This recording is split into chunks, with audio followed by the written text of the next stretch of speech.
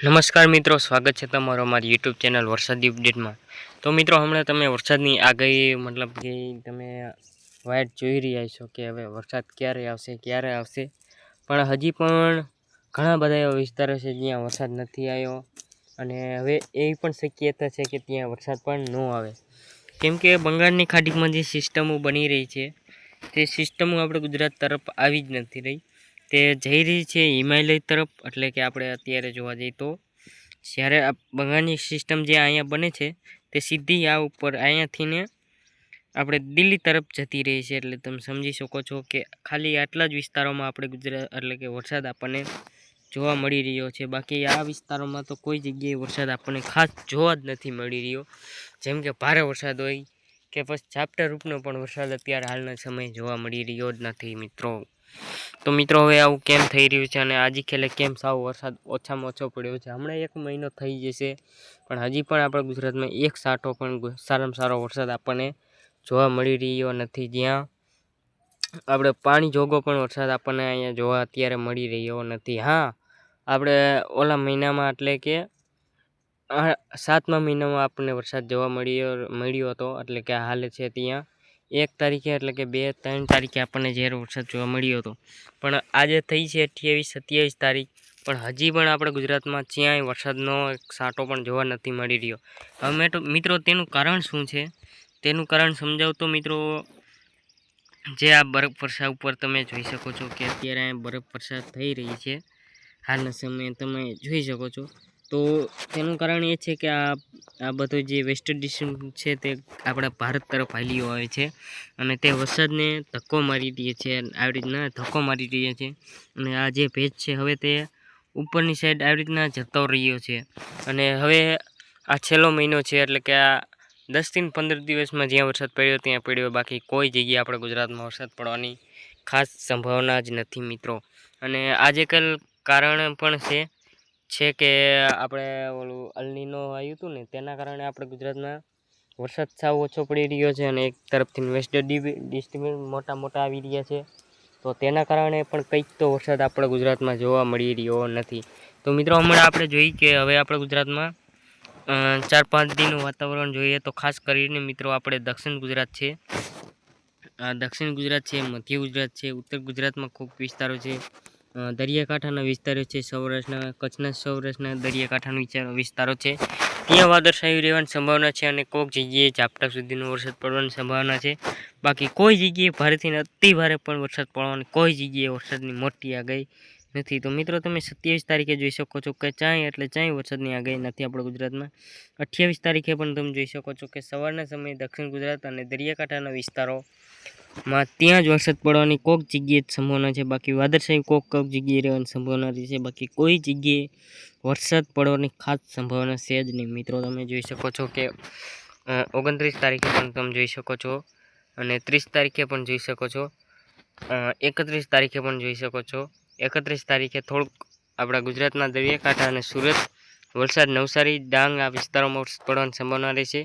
હવે આ વિસ્તારોમાં પણ કેમ વરસાદ આવી રહ્યો છે તેનું આમ તમે જોઈ શકો છો કે દરિયાકાંઠાએ આપણે એક અહીંયા પેટર્ન બની રહી છે, તેના કારણે આપણા દક્ષિણ ગુજરાતમાં ત્યાં વરસાદ પડી રહ્યો છે, બાકી ત્યાં પણ વરસાદ ન આવે તેવી પણ સંભાવના બની રહી છે મિત્રો, તમે જોઈ શકો છો। અને જે અત્યારે ભેજ આવી રહ્યું છે તે ઉપરની સાઈડ જ જતો રહ્યો છે અને તમે જોઈ શકો છો મિત્રો કે આપણા શું નામ છે આનું, સોરી હો મિત્રો, આપણે વાત કરીએ તો હવે કયા વિસ્તારોમાં કોઈ જગ્યાએ વરસાદ પડવાની સંભાવના જ નથી મિત્રો। તો મિત્રો હવે આપણે ઘણા દિવસો સુધી આપણે વાઇટ જોવી પડશે।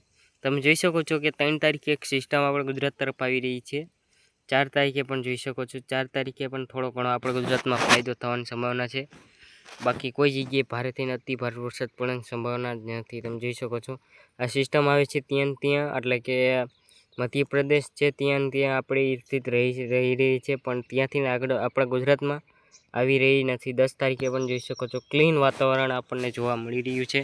હવે પવનની વાત કરીએ તો પવન કેવો રહેવાની સંભાવના વધારે છે તેની વાત કરીએ તો મિત્રો પવન તમે જોઈ શકો છો કે પવન પણ ઝાઝો આપણને અહીંયા જોવા મળી રહ્યો નથી, સાવાળું મધ્યમ પવન જોવા મળી રહ્યો છે, તે પણ દરિયાકાંઠાના વિસ્તારોમાં તમે જોઈ શકો છો. 28 તારીખે પણ થોડોક વધારે પવન ફૂંકાવાની સંભાવના રહેશે, જેમ કે મોરબીના વિસ્તાર છે, કચ્છ છે, સૌરાષ્ટ્રના દરિયાના કાંઠાના વિસ્તારો છે, સુરતના વિસ્તારો છે. આ વિસ્તારોમાં થોડોક વધારે પવન ફૂંકાવાની સંભાવના રહેશે, એટલે કે 40 થી 45 કિલોમીટરની ઝડપે પવન ફૂંકાવાની સંભાવના રહેશે. 30 તારીખે તો થોડુંક વધારે જ પવન ફૂંકાવાની સંભાવના રહેશે, 40 થી 50 કિલોમીટર સુધીનો આખા ગુજરાતમાં પવન ફૂંકાવાની સંભાવના રહેશે. 31 તારીખે પણ તે જ પોઝિશન રહેશે, 1 તારીખે પણ તે જ પોઝિશન રહેવાની સંભાવના છે, અને 2 તારીખનું તેનું પણ પ્રમાણ ઘટી જવાનો વધારે ચાન્સ રહેશે. તો મિત્રો, હવે તમે છે ને વરસાદની કોઈ રાહ જોતા નહીં.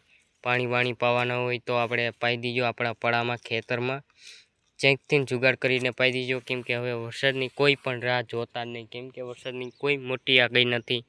જ્યાં આપણને ગુજરાતમાં આપણને વરસાદ જોવા મળવાનો જ નથી. કોઈક જગ્યાએ જો લકી ડ્રોની જરા કોઈ તે આપણે વરસાદ પડી જાય તો પડી ગયો, બાકી કોઈ જગ્યાએ વરસાદ પડવાની ખાસ સંભાવના છે જ નહીં, કેમ કે બંગાળની ખાડીમાં નથી બની રહી, અને આપણા ગુજરાતમાં વેસ્ટ ડિસ્ટર્બન્સ આવી રહી છે, એટલે એના કારણે પણ કોઈ જગ્યાએ વરસાદ પડી રહ્યો નથી. હવે મિત્રો, માવઠું વધારે થવાની સંભાવના રહેશે. આજે ખેલ આપણે જોવા જઈએ ને તો હું તમને બતાવું કે માવઠું જે અત્યારે ઉપર આપણને જોવા મળી રહી છે તે આપણા ભારત તરફ આવી રહી છે. આ રહી ને જે આ માવઠું બની રહ્યું છે તે આપણા ગુજરાત ભારત તરફ આવી રહ્યું છે, અને આપણા ઘણા બધા વિસ્તારોમાં વરસાદ પડવાની સંભાવના રહી છે. તેના કારણે શિયાળામાં તમે જોઈ શકો છો કે તે વેસ્ટ ડિસ્ટર્બન્સ આપણા ગુજરાત તરફ, એટલે કે આપણા ભારત તરફ હાલ્યું આવે છે, અને તે હવે શિયાળો નજદીક લાવવા માગે છે, તમે જોઈ શકો છો. અને એક પેટર્ન બની રહી છે, તેના કારણે આપણા મતલબ અહીંયા સુધી તો આપણે વેસ્ટર્ન ડિસ્ટર્બન્સ આવી રહ્યું છે, તો ખાસ કરીને દક્ષિણ ગુજરાત અને મધ્ય ગુજરાતમાં વરસાદ પડવાની સંભાવના રહેશે. બાકી આ વિસ્તારોમાં તો કોઈ જગ્યાએ ભારે વરસાદ પડવાની સંભાવના જ નથી મિત્રો. આપણા ગુજરાત કે હોય કે પછી ઉપર હોય કે પછી રાજસ્થાન હોય, ક્યાંય પણ વરસાદ પડવાની સંભાવના નથી. તો મિત્રો, હવે મળશું એક નવા વિડીયોમાં. વિડીયો સારો લાગ્યો હોય તો સબસ્ક્રાઈબ જરૂર કરી લેજો, કેમ કે આપણે આવા વિડીયો રોજ નાખશું.